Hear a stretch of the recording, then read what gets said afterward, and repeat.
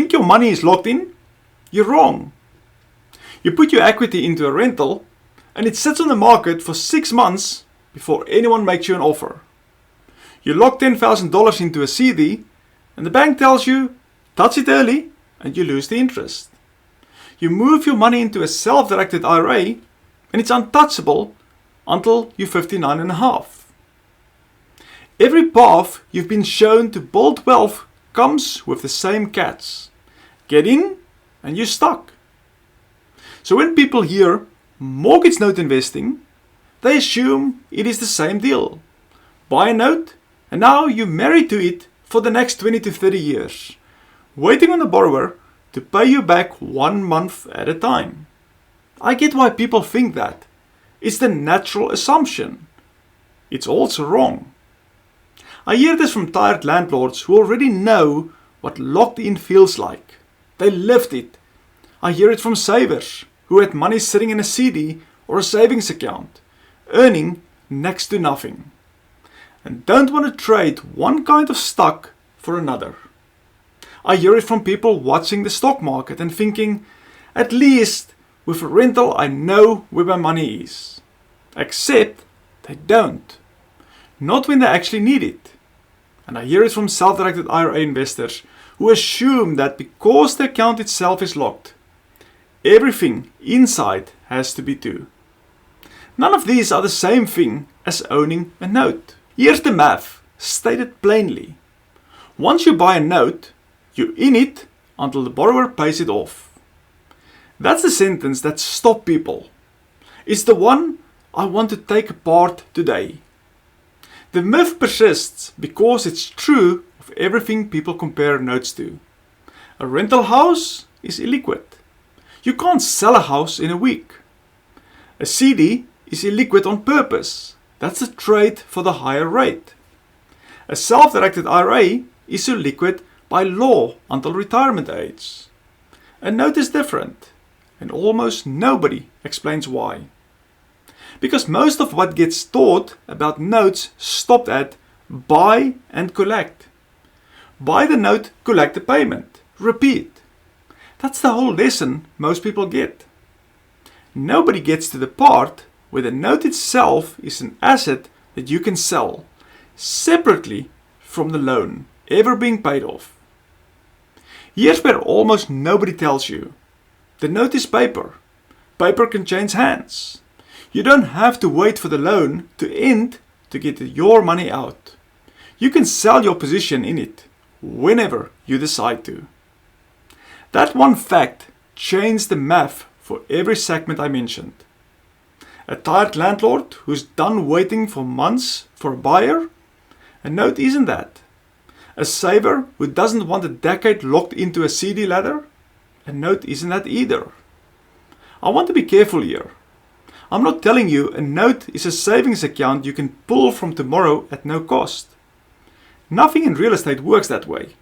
And anyone who tells you it does is selling you something that isn't true.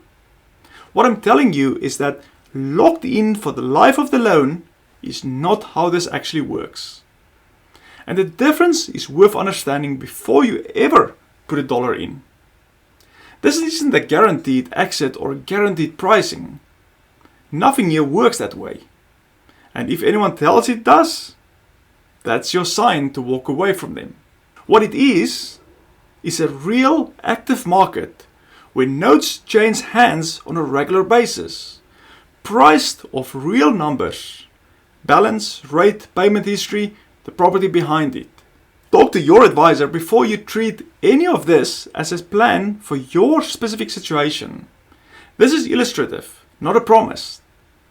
But let's put the three side by side, because the difference is easier to see than to explain it in abstract.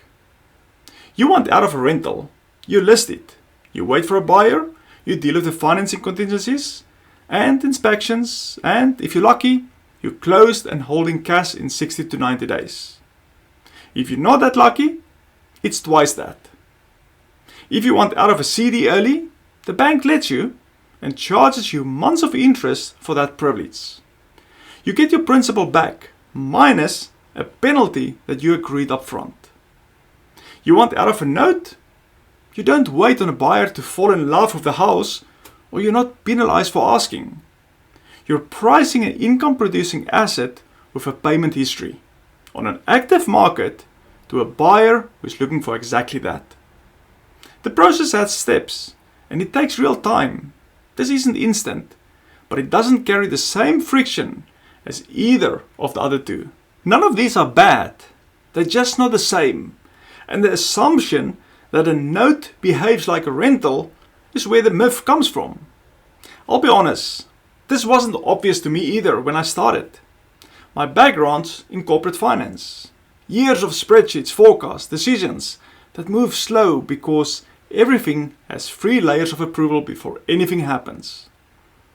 When Lorena and I first got into real estate back in 2006, illiquidity didn't bother me much because rentals were the whole plan and I expected that trade-off going in. Notes changed that. The first time someone explained to me that I could sell my position instead of just waiting on the payments for the years, it reframed the entire asset for me. That's the piece I want to make sure that you don't miss today, because it took me longer to learn that than it should have. Quick pause. I'm Mario and my wife Lorena and I have been in real estate since 2006, and notes are where we've landed. If this is adding something to you, hit subscribe. And if you know someone stuck in that same "my money is locked in" mindset, send them this video. It means a lot when you pass these along, and it genuinely helps us. If you want to see the actual mechanics, what selling a note really looks like, with real numbers, that's the next video. If you're ready to skip ahead and just talk it through, there's a link below to book a call. No obligation, just a real conversation. So the question isn't, can you get out? You can. The real question is, how? And that's worth understanding before you ever put $1 in. That's exactly what I'm walking through next.